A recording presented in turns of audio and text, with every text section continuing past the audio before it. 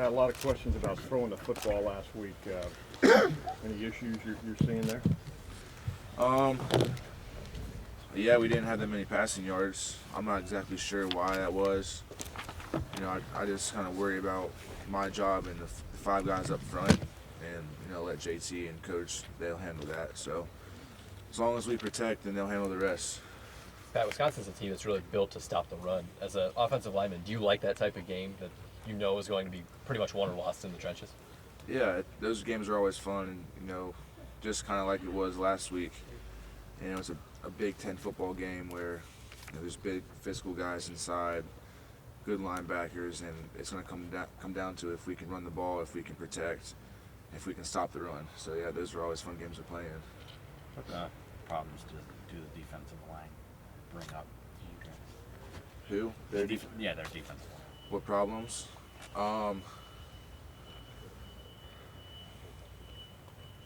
They're, like I said, a Big Ten football team. They got good players, probably equally as talented as us. It all comes down to preparation. So every week it comes down to how you practice, how you prepare. Will we be ready for what they're going to throw at us?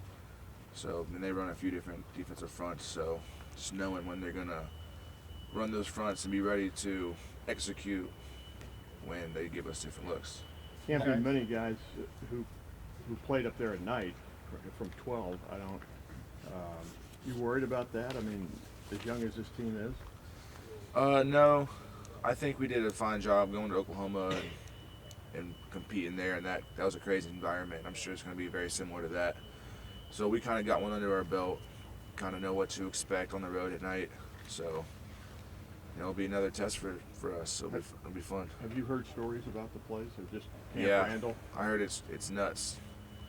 So it's gonna be a fun environment. Pat, you mentioned just being focused on yourself and the offensive line as far as the passing game is concerned. How much easier is it to do that when it's a guy like JT behind there who you've seen him obviously be successful before? This isn't a case where, it's an unproven guy. That's our motto here, and that's what we always do, is just do your job. I'm not worrying about what JT does. I'm not worrying about what the receivers do. I'm worried about my job, and secondly, I'm worried about the four guys around me, them doing their jobs. So I know JT's going to worry about his job. So if we do our job, that gives JT an opportunity to do his job, which he does really well. You and Wisconsin have had a very interesting history. Obviously 2 years ago, there was a game, it was a springboard. What do you remember about that game, and is there any kind of lingering effect that it may have? And can you get more confidence or anything? The game, the Big Ten game? Big Ten championship game. This is a different team, so I think they have a new coach, don't they? Yeah. So. I was just like, right. He was bold after that. Yeah. So yeah, I'm sure stuff's different. Things are changed up. So when they bring in a new coach, it's hard to go back and watch the old film and kind of get notes from that to carry over. But Wisconsin, they always usually show up and play a big game, and they're a good team. They've won some big games this year, and they look pretty good. Was it like the perfect game, the game that you always dream of playing, but obviously never really achieve? Yeah, I guess you could say that. Everyone was clicking. Defense was. And they had a good running back, a good O-line. Our defense held them. And that's what I thought was most surprising. So, yeah, I guess you could say that was, something that you always want to play a game like that. Shut down a running back like that. Pat, a lot of your teammates have said the thing that they wish they had done better last year is handle wins like wins, even if there were elements of that victory that were a little disappointing. This might be the first time that you guys have been out there and felt like you left some plays in the field. Are you handling it better than 2015? Yeah. Always celebrate wins. Every football game you play at this level, it's very challenging to win. The amount of work and preparation that you put in, no matter who you're playing against. Because on the other side of the ball, those are good football players. If they're at this level, they're good football players. And it takes a lot of work. You work all off season 365 to get ready for that moment. And when you hear that victory bell ringing and you sing Carmen after a win, you really cherish that, and I think we did that, and we're excited about winning. Indiana's a good football team, so that one's out of the way. Correct the mistakes. Now let's get ready for the next one. Pat, with this offense, you've been in this offense a long time. Do you sort of figure every week there's going to be a couple plays where some guy for you just makes a play? You know, like is that almost like part of the game plan where we're doing this all week, and then this play we're going to run a swing pass that might go for 8 yards, but somebody might just break it for 50. Like when you have these skill guys, do you get used to that? Yeah, I mean, when we draw up plays, sometimes you can't block everybody, so you say you give it to Curtis or Mike, like, all right, everyone's blocked now, he's got to beat this guy, and if he does, it's a touchdown sometimes. If not, then it's a 10-yard gain. So we give our guys an opportunity to break them, and it's been happening a lot that they do. Sometimes they don't. You don't score a touchdown on every play, but we put our guys in situations where they have an opportunity to make one guy miss, and it's out. Pat, it's ingrained in you guys to protect the quarterback, JT. So when he runs, do you ever get concerned at all about him, or do you consider him just like a tailback and block the exact same way as you would for Mike? Yeah. Sometimes we don't even know if JT's carrying it. We get to play, and sometimes they just don't tell us, who's carrying the ball. It really doesn't matter. You should always block it the same. JT's a shifty runner. He's a hard runner. He's a really tough guy. So that's why we let him carry the ball. So, yeah, I don't ever get worried about him and taking those hits and being, he's a tough guy and he'll be good for us. Pat, this was one of the first weeks that, people outside the program may seem like you guys are maybe a little more vulnerable than in previous weeks. You guys were just flying on all cylinders. Did you see any of the younger guys come to you more? Did you feel like you had to speak to them more when the game was a little closer? This game? Yeah. Not really, not too bad. I mean, I think, we up front, at least, like I said earlier, that's mainly what I worry about during the course of a game is, keeping those, because we have some young guys in there, keeping those guys, up and on tune and sync. And I think offensive line, we played, a pretty decent game, pretty good game.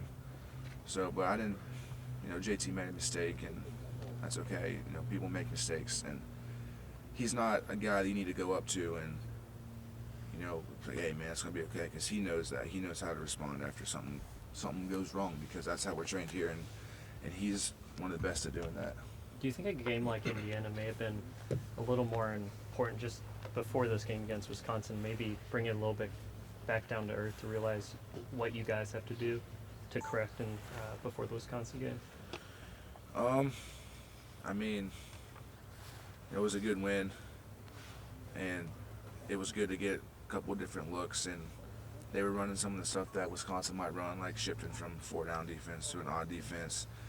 And they had some good players. Indiana had from my perspective, they had a good defensive line, and they were tough, and it'll be pretty similar to kind of what Wisconsin will run. So I think it was, from my standpoint, it was a good, good test before this big one coming up. Are you guys playing sharp enough from the standpoint of not taking penalties in your mind? You always want to try to eliminate penalties. There's a lot of penalties called in that game. Not all of them I agree with. But, yeah, you got to be careful. Holding penalties will kill you. Those are, kill drives and put, kill momentum. So we really got to be careful on that.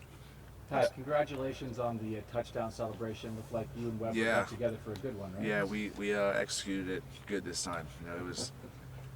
I didn't get a running start, but I was in good position, and he located me pretty quickly, and it worked out good. You look like good height. And Yeah. You got your finger up too. Yeah, I got my finger up, so it was good. Billy tried to get one in too.